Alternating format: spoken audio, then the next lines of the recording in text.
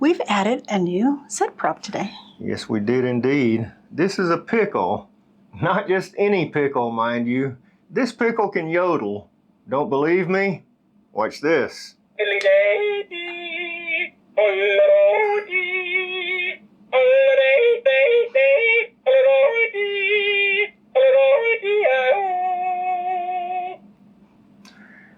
Tonie's had this thing for years. You bought it for me. Well, that's beside the point. Today's episode is about clutter. Do you have so much junk in the garage you cannot even park your car? Closets you're scared to open? You're not alone. But the question is, after this episode, are you going to keep the pickle? It's the third host now, and it might replace you.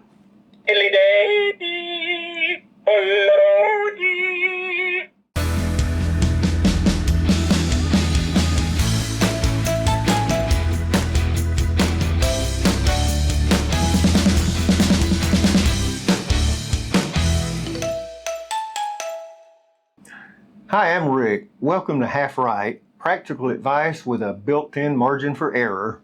And I'm Tonie, here to keep that margin from taking over the show.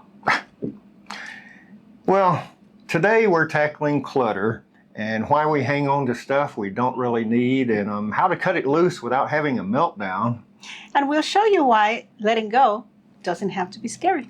Okay, let's do this. Okay, we're talking about clutter, so I have a couple of examples of clutter. More specifically, I have a couple examples of your clutter. Let this be Exhibit A. Okay, this is not a standard cowboy boot. This is a ceramic cowboy boot. So this was some kind of decorative art. And the reason it resounds with me is because it's the first time I visited you. This was one of the first pieces I noticed. Well, and let me see. This was actually a white elephant gift that I ended up stuck with, but once I put it as part of the decor of the house, it was just part of the decor. Huh. Well, I tell you what, this if this is art, this could make dogs playing poker look like the Mona Lisa. So anyway, yeah, that's an example of your clutter. Well, and of course, you do have clutter yourself. Oh, yeah? Well, what, do you have some examples to show? I sure do. Well, let's see what you got. So, my Exhibit A. Rick has a penchant for cats. I like cats. I mean, what's wrong with that? And he has a penchant for a lot of cats. Okay. Yeah, that's just a couple. And so, yeah, this is part of the decor in our living room. Gathers a little bit of dust, but we like dusty cats, right? Yeah, and it's like, well, hey, what can I say? It's like any guy could hang up a Harley poster or a beer sign, but it takes a real man to confidently display cute little kitties. So that's my defense, and I'm sticking to it. Well, I'm sure you could not find any other piece of clutter for me. Oh, no. There were so much to choose from, but this is my Exhibit B. This is a little stuffed Superman doll. So what's your story behind this? Well, you won it for me. It was so romantic. Yeah, that was true. That's true. It was when we were in Buffalo, New York, wasn't it? That's right. We had been to the Niagara Falls. Mm-hmm. We had just finished a very fun trivia tournament in a bar. Yeah. And it started pouring rain, so we had to stay until it stopped raining because we had walked to the bar. I had forgotten about the raining part, but you're right. Yeah. And so as we waited, we were right there by the machine. Mm-hmm. And then I said, "Look, a cute Superman." Yeah, and I won it for you on the first try in one of those little claw machines that reaches down and grabs it. And before I tried those things a bunch of times and I never had much success, but this time, hey, you know, I could have bought you flowers, I could have got you a necklace, but no, I used my skill and nerves of steel to get you a kid's toy from a 50-cent claw machine. That's how much I love you. So how can I get rid of it? See? Okay. This one is defensible. Okay, do you have an exhibit B? I do. And we're just continuing with the feline motif. I like this cats. might be a little difficult. I love dogs too, but yeah, I like cats. Oh, no, that's a classic. So that's a classic. Explain this, please. Well,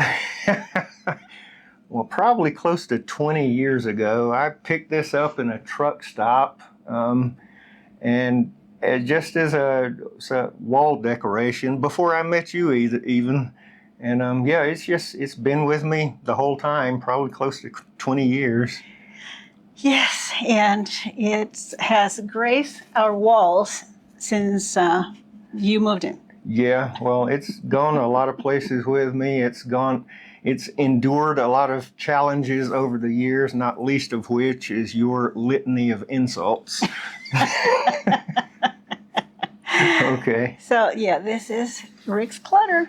Okay. So we had plenty of examples to choose from. So we explained a little bit about why we kept some of those items, but why do people just keep stuff that they don't really need? Right. I mean, it has some sentimental value, right, for them. Yeah. And it reminds them of a certain time, certain people, maybe gift, like in this case, right? Something that we feel bad getting rid of. So it has an emotional attachment. Mm-hmm, yeah. mm-hmm. So another thing might be fear of regret, like I'm going to need it someday. And speaking of that, there's a couple more examples I can give of yours.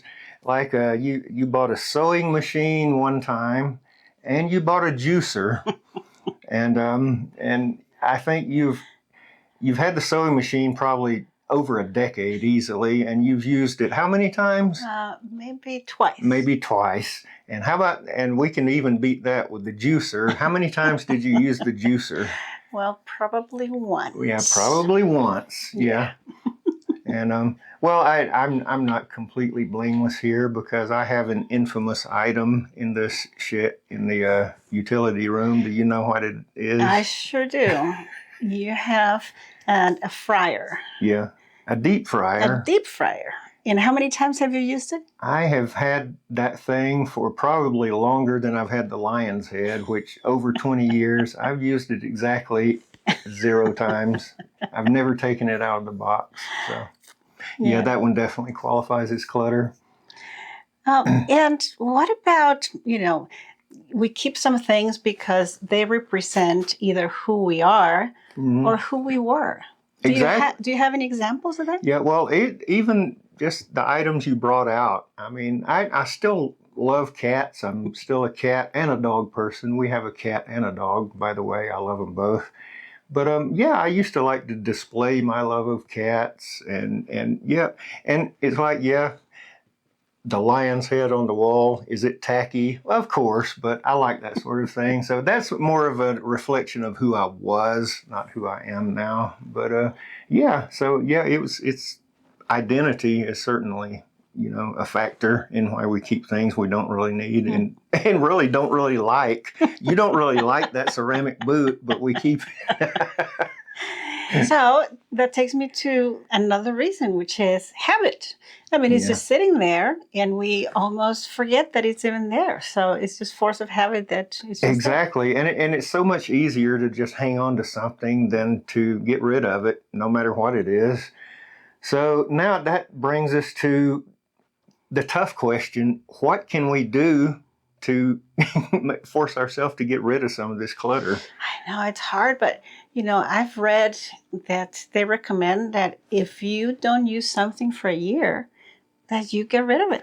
Yeah, and how much stuff do we have that we haven't used for a year? Oh, we have plenty.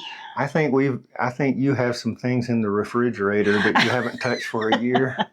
Yeah, that's one of my beefs against her is she'll save things and put them in the freezer, and 6 months later, there they still are. But anyway, that's an entirely different segment. Well, they also recommend that if you have several similar items, that you keep one instead of the whole collection. Yeah, I guess. Yeah, it's tough, but yeah, that would be probably good advice. And one thing we do right, I think, is when we go on vacation, we enjoy taking video and photos a lot more than just buying junk souvenirs. So that's one thing we do right. And then we watch those videos, time and again, and we remember, the fun times, and we laugh. Oh, yeah. Yeah, for us anyway, taking memorializing our vacations and travels in video and photos is much more valuable to us than picking up a t-shirt or some piece of overpriced souvenir item. So I'll tell you, I'm going to challenge you, and let's try the 15-minute purge. Well, what's that? Where we set a timer for 15 minutes and we focus on maybe a drawer or a shelf and we clear it. Well, I've actually done that before, but not lately. So it's probably time to do it again. And finally, I think a good test would pick an item and put it to the would I buy it today test. Ooh. So, and I must admit, I have plenty of things that if I put it to the would I buy it today test, the answer would be a resounding no. Very true. Please like and subscribe to this channel. You'll be glad you did. Trust me. So, do we keep the pickle or toss it? It's staying. It's the only co-host, other than the fat cat, that doesn't argue with me.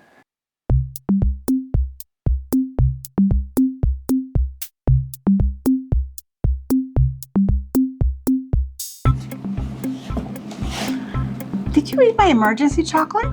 Hey, I have emergencies too. I guess I have to put a do not eat label on it.